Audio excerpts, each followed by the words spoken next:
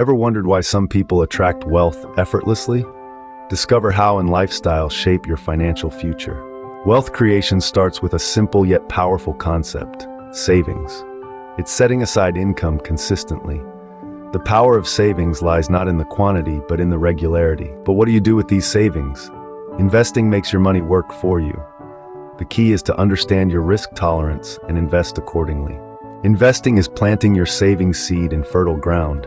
It involves patience, market understanding, and informed decisions.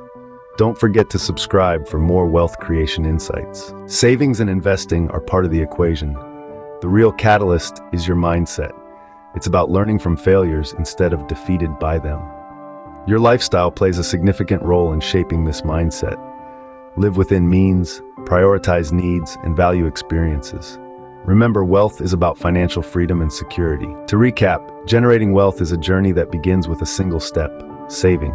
Save, invest wisely, nurture a wealth mindset. The lifestyle you choose either supports or hinders this journey.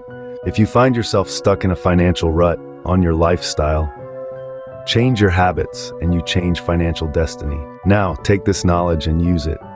Wealth isn't just money, it's mindset and lifestyle. Go forth and create wealth, not just for money, but for freedom and security.